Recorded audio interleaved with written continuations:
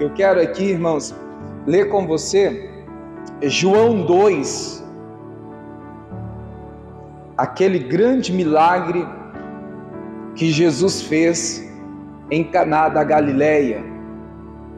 Essa semana eu lia bastante essa passagem e quero aqui, na direção do Espírito Santo, ministrar ao teu coração algo muito importante que Deus tem falado comigo nessa semana, para transmitir também à igreja sobre esse texto.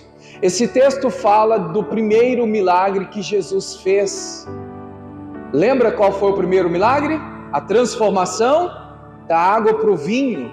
E a gente vê, irmãos, que iniciou, começou o ministério, Jesus então fazendo algo que era impossível para os homens, a transformação, a mudança da água para o vinho.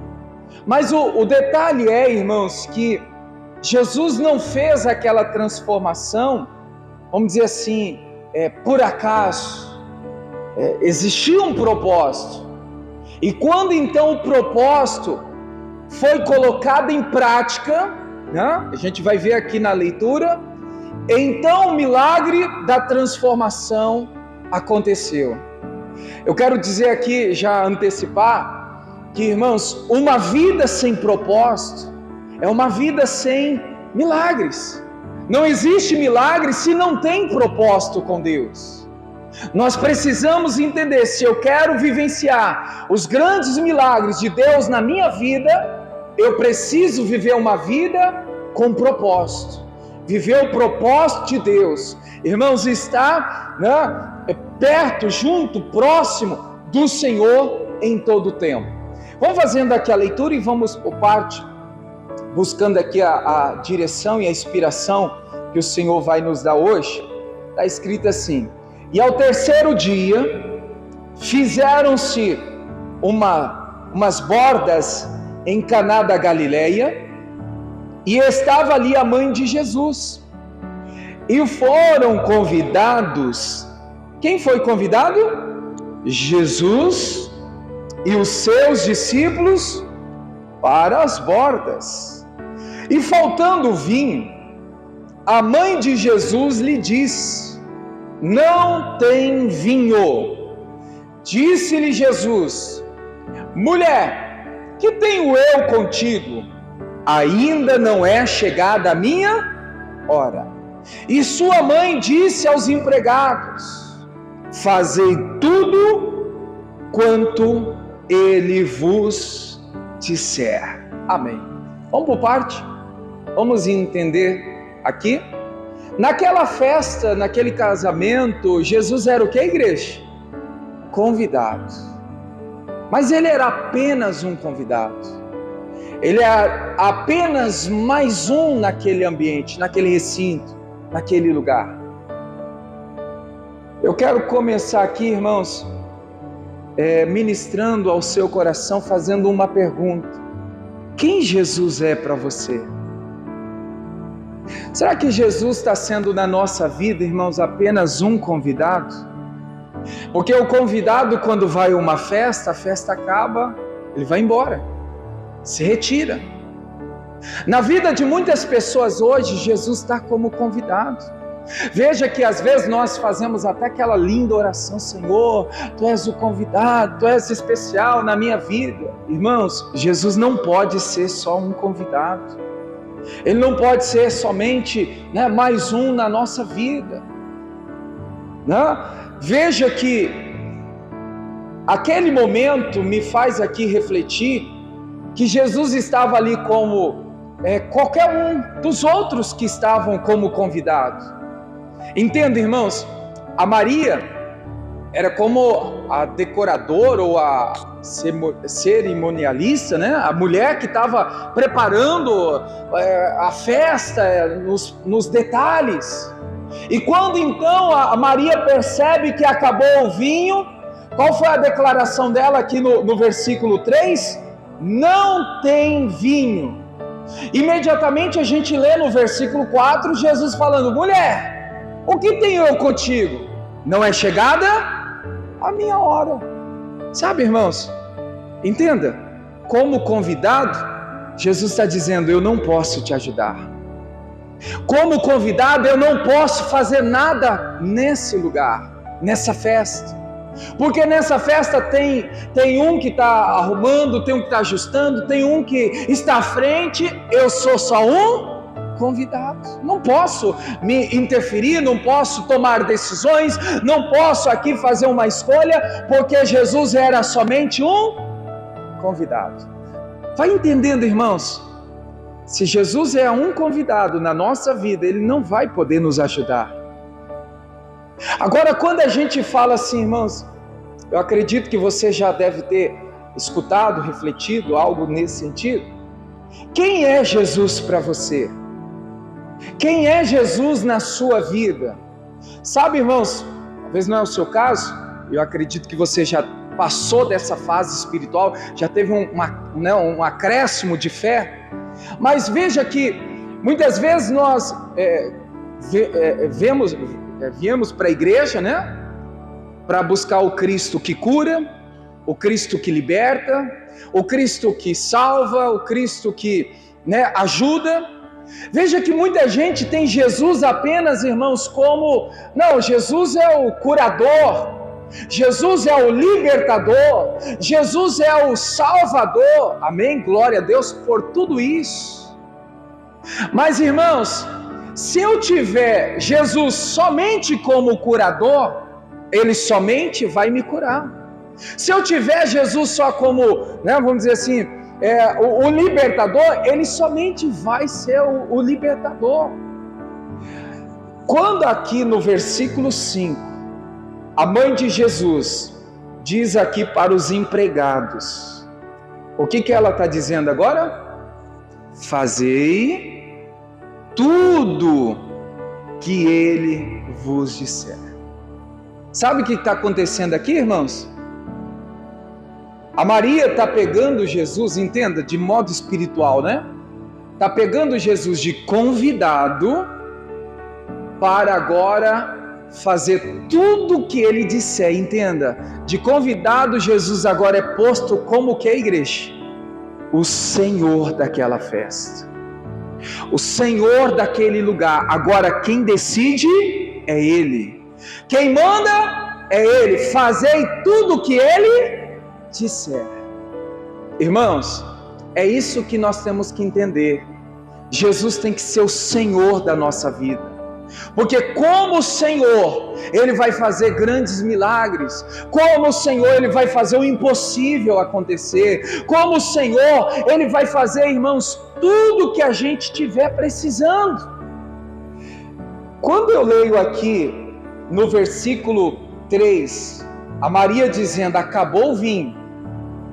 Quando a Maria diz, não tem vinho, a Maria está, irmãos, além de anunciar a falta do vinho, o que a Maria está fazendo?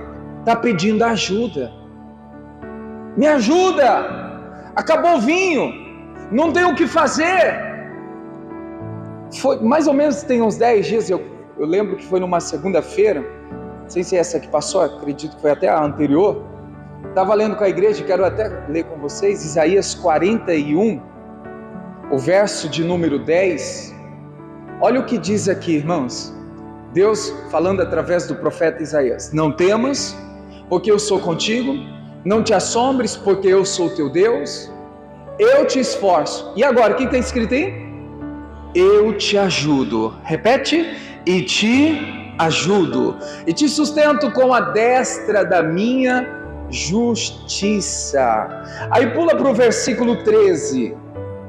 Versículo 13 diz: porque eu, Senhor teu Deus, te tomo pela tua mão e te digo, não temas, que eu te ajudo. 14, não temas, ó bichinho de Jacó, povinho de Israel, eu te ajudo. Diz quem? O Senhor, o teu Redentor, é Santo de Israel.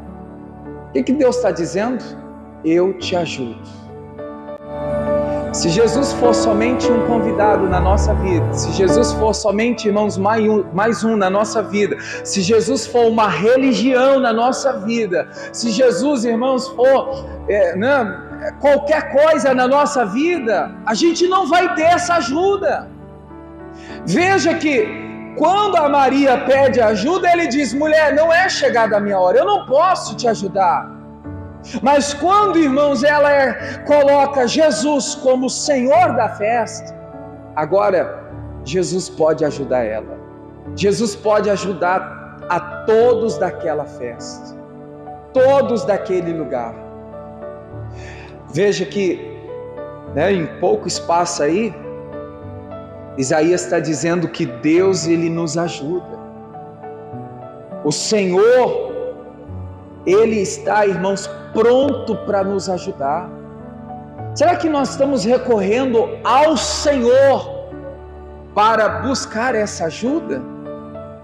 O Salmo 46 diz que Ele é o socorro bem presente na hora da angústia, da dificuldade. Ele é o Senhor. Entenda que o foco, irmãos, o principal da mensagem é mostrar Cristo como o Senhor. Veja, igreja, eu não sei se você já viu essa expressão, tem gente que atira para todo lado. Uma hora ela recorre a Cristo, uma hora ela recorre a uma imagem, uma hora ela vai lá no benzedor, uma hora ela vai atrás do macumbeiro. Tem gente assim ou não tem? Tem muita gente assim. Não, quem me ajudar é o que interessa. Não, irmãos.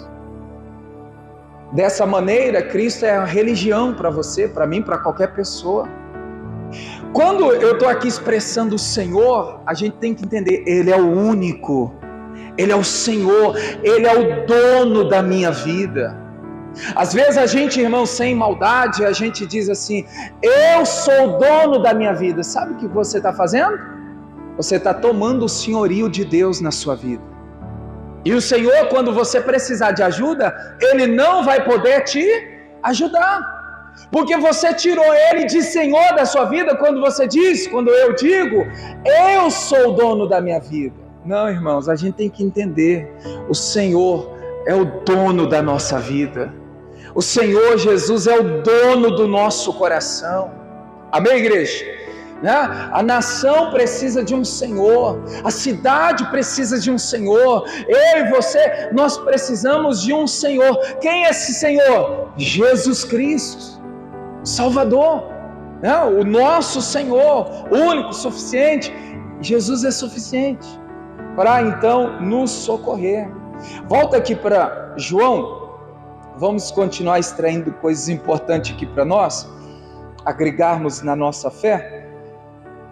Ainda no versículo 3, e faltando o vinho, acabou.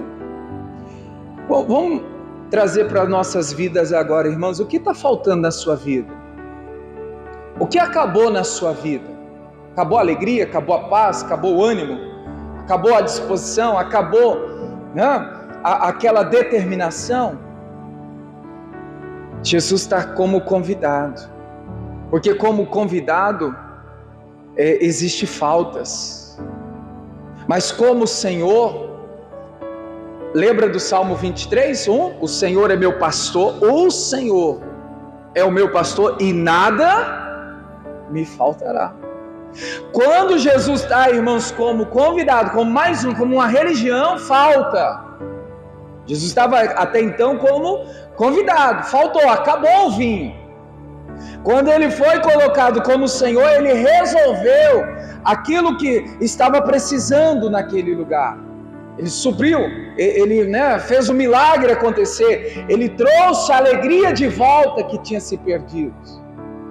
Então, assim, é preciso, irmãos, a gente rever os nossos conceitos, rever as nossas atitudes, porque muitas vezes a nossa atitude tem tirado Deus, Cristo, de senhorio da nossa vida. Como eu até disse agora há pouco, às vezes por uma pronúncia, não, eu sou dono da minha vida. Naquele momento, sem você ter noção do que você disse no mundo espiritual, você tirou, vamos dizer assim, ali o Senhor da sua vida como senhorio, como Senhor, como Deus. Aí depois você vê, mas eu vou na igreja, busco a Deus, mas nada acontece. Não é igreja, irmãos. Igreja, muitas vezes a pessoa ela olha como religião. Veja que não é a igreja, não é o lugar, não é as pessoas. Quem fez, irmãos, a diferença naquele lugar foi Jesus. A gente pode estar em tantos ambientes, o que vai ser diferencial na nossa vida vai ser Cristo, vai ser o Senhor na nossa vida. Então a gente tem que entender, irmãos, que não é o lugar, eu vou nessa igreja porque eu gosto, eu sou simpatizante, olha, é muito bonito. Não, irmãos, a gente precisa avançar, é Cristo. Eu vou nessa igreja por causa de Cristo, eu vou lá adorar por causa de Cristo, eu vou lá ouvir por causa de Cristo. Tudo tem que ser Cristo como o Senhor. E aí, irmãos, olha só, vamos continuar aí agora, versículo 4, disse a mulher, disse-lhe Jesus: mulher, que tenho eu contigo? Ainda não é chegada a minha hora. Tem gente que diz que Cristo foi até grosso, mas é o posicionamento, não é nada de grosseria não. Como convidado eu não posso fazer nada, como mais um, eu não posso fazer nada. Ele fica na dele. E aí me faz aqui pensar, irmãos, se nada Cristo tem feito na minha vida, é porque alguma coisa precisa ser mudado. Um posicionamento, um pensamento, uma decisão, Porque veja que ele está falando, eu não posso ajudar, eu não posso fazer nada, não é chegada a minha hora, eu não tenho essa liberdade. Entenda, irmão? Será que nós estamos dando a liberdade para Ele operar na nossa vida? Essa liberdade que muita gente está freando. É claro que a gente não impede Deus, não estou dizendo de impedir Deus fazer, Deus faz, mas veja que não é por força e nem por violência. Irmãos, Deus não nos obriga a decidir que Cristo será o Senhor da nossa vida. A decisão tem que ser nossa. Veja que foi a decisão da Maria em colocar Jesus como Senhor daquela festa. Veja que não foi Jesus que pediu. Deixa eu governar, deixa eu fazer para vocês ver o que vai acontecer. Jesus não fez isso.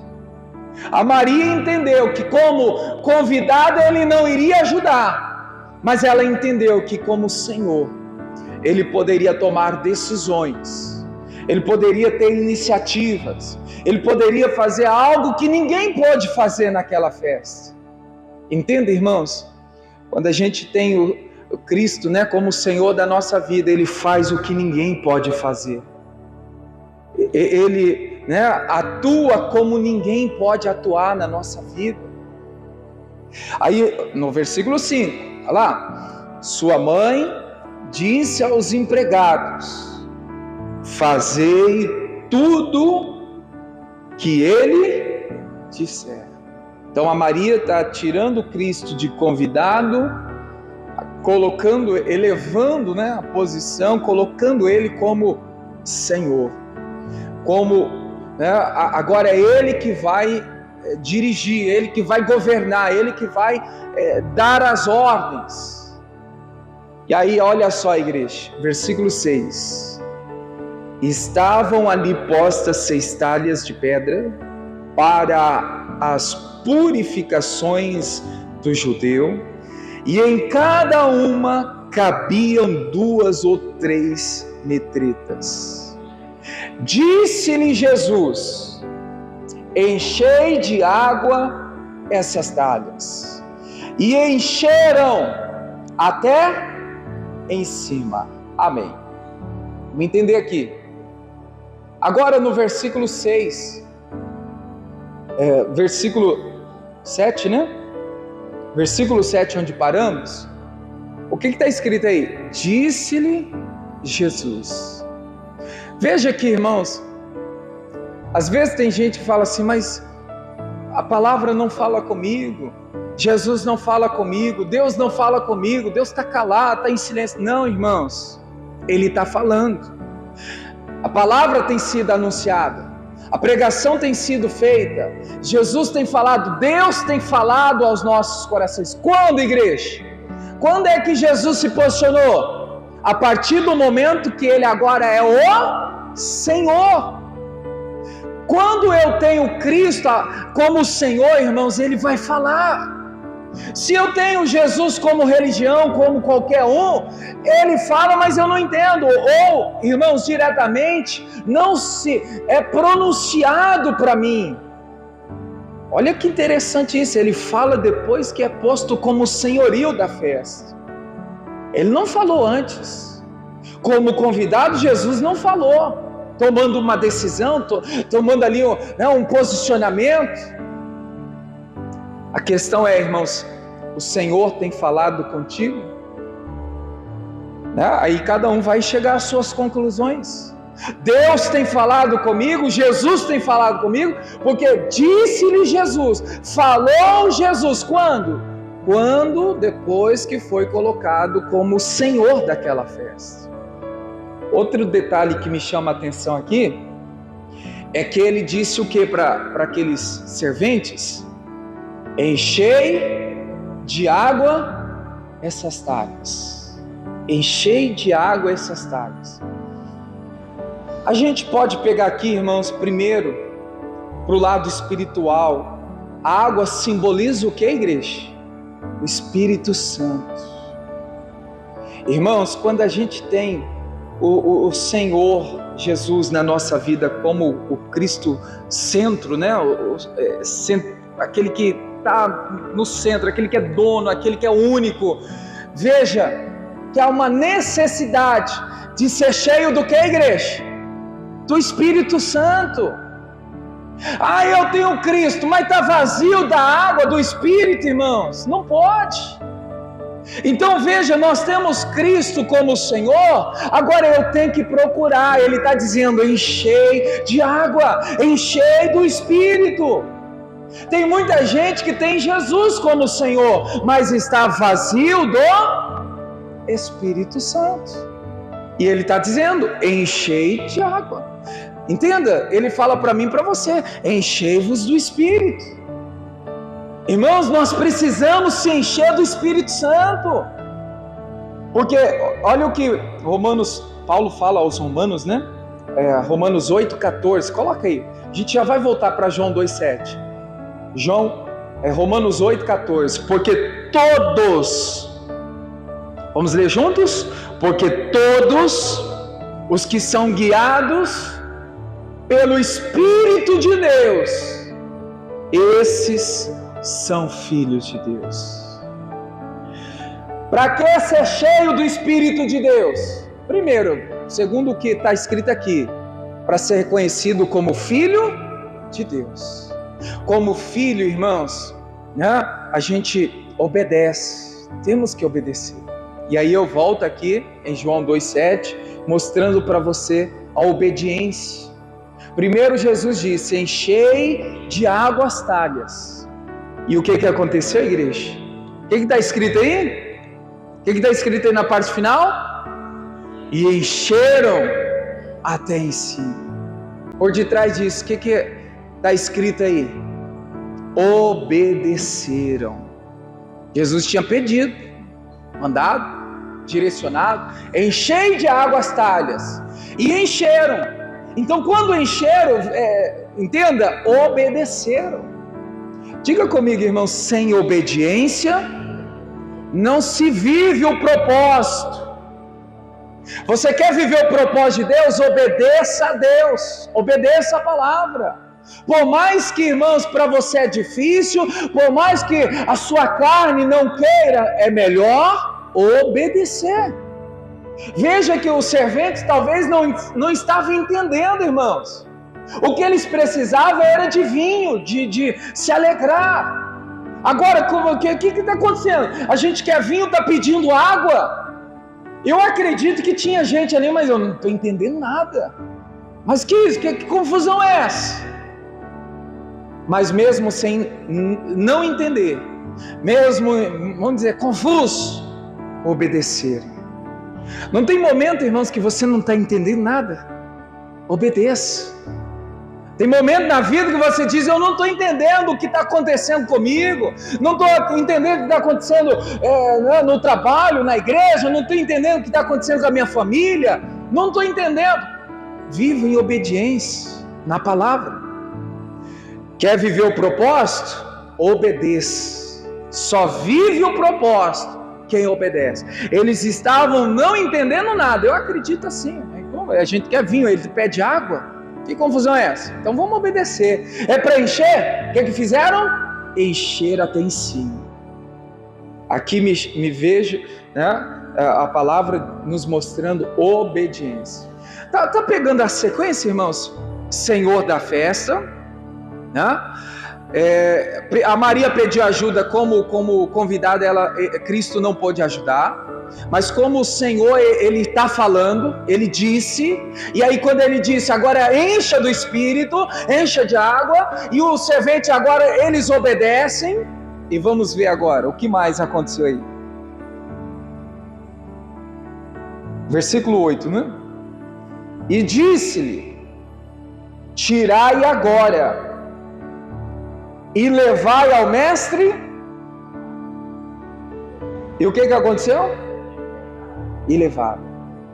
Aqui eu entendo, irmãos, a duplicação da obediência, ou seja, eu preciso continuar obedecendo. Eu já obedeci, continue obedecendo. Eu já fiz o que Deus pediu, continue fazendo o que o Senhor está dizendo. Não é o seu caso, mas tem gente que fala assim, mas eu já fiz. Eu lembrei aqui agora, irmãos, o caso do Pedro. A pesca maravilhosa, trabalhou a noite toda, não pescou nada, cansado. No dia seguinte, estavam lavando a rede. O que Jesus fala? Lançai a rede agora, o lado direito. O Pedro falou assim, Senhor, mas a gente já fez, eu não quero fazer, mas porque o Senhor manda, porque o Senhor está dizendo, eu lançarei, eu farei, eu irei. Veja, igreja, obediência. Obedecer mesmo o corpo não querendo. Vai ter momento, irmãos, que você precisa orar e o seu corpo não quer que você ore. Ore. Vai ter momento que o seu corpo não quer que você leia a Bíblia. Vai ler a Bíblia. Vai ter dia que o seu corpo cansaço, não quero ir para a igreja. Irmãos, vem para a igreja. Obedeça. Mas eu já fiz. Veja que em um pouco espaço aqui de tempo, irmãos, 2 obediências. Isso nos mostra, irmãos, que a vida do crente está voltada para obedecer a Deus. Eu obedeci ontem, hoje eu tenho que voltar a obedecer, amanhã, depois e todas as vezes que preciso for. Por isso que eu volto a dizer, irmãos, sem obediência não se vive o propósito. Muitas pessoas perderam o propósito de Deus na vida dela porque pararam de obedecer. Deixaram de fazer o que Deus está pedindo. Jesus disse, né? Levai ao mestre Sala. E eles levaram. Eles obedeceram. Eles fizeram exatamente o que Cristo havia pedido. Amém, igreja? Mais uma vez, diga comigo, só vive o propósito de Deus quem tem uma vida de obediência. Não está entendendo o que se passa na sua vida? Obedeça a palavra. Não está entendendo o que está acontecendo no seu casamento, na família, com filhos, na escola, no trabalho, na igreja? Irmãos, viva em obediência, o propósito de Deus vai se cumprir. O propósito de Deus vai se cumprir, obedeça somente. Diz mais aí, versículo 9. E logo que o mestre Sala provou a água feita, a palavra feita que agora é transformada, Porque quando ele leva o recipiente à boca, até então era água. E aí quando ele coloca na boca, a água agora é feita. A água é transformada em que, igreja? Em vinho. Não sabendo de onde viera. E bem que o sabiam os empregados que tinham transformado, tinha tirado a água, e chamou o mestre-sala ao esposo. Vamos entender aqui o versículo 9. Quando a gente está na obediência, irmãos, Deus faz o improvável acontecer. Entenda? É como, não é um copo, mas era um recipiente. O mestre-sala tinha avistado água. Aí quando ele vai provar a água já é feita, já é transformada. Quando ele coloca na boca, entenda, já não é mais água. O que era já? O vinho.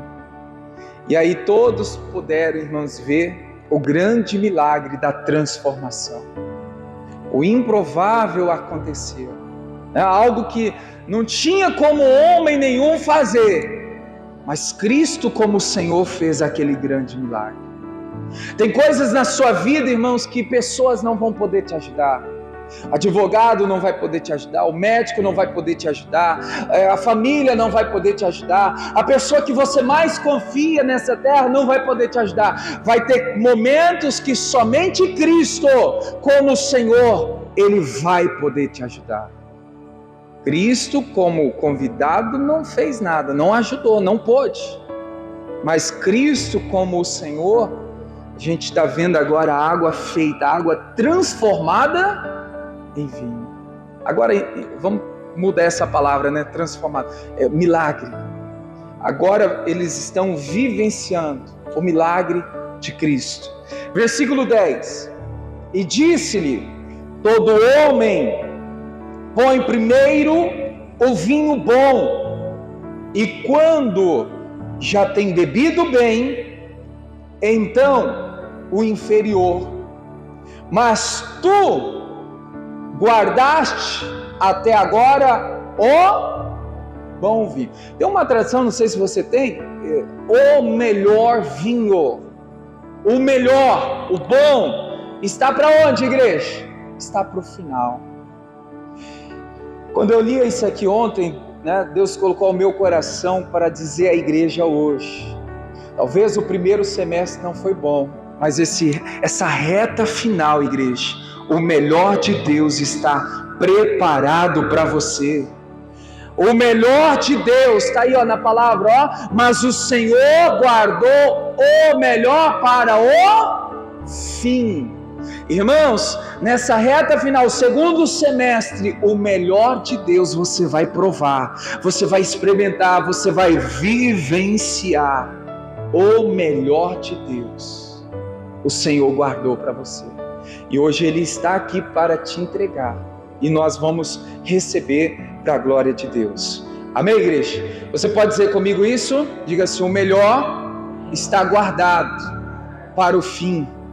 Amém. Entendo, a reta final do ano, esse segundo semestre, eu vejo assim, que como algo só para compreender. Os 6 primeiros meses a gente sobe a montanha, Os 6 últimos meses a gente desce, para concluir. Então sobe, desce e assim, vida que segue. Então agora na reta final, mesmo que tenha os obstáculos, lutas, dificuldades, momentos difíceis, o melhor já está guardado para o final. Esse, vamos dizer assim, final, 6 meses finais aí, o melhor você vai provar para a glória de Deus. Amém, igreja? Mas para que você prove do melhor, Cristo tem que ser o Senhor, o dono, o tudo da sua vida. Amém, igreja? Diga graças a Deus. Fique em pé, vamos falar com Deus. Deus abençoe você das redes sociais. Tenha Cristo como Senhor da sua vida. Não tenha Jesus como religião, não tenha Jesus como mais um, porque como mais um Ele não pode te ajudar. Somente como Senhor Ele te ajudará nas suas horas mais difíceis.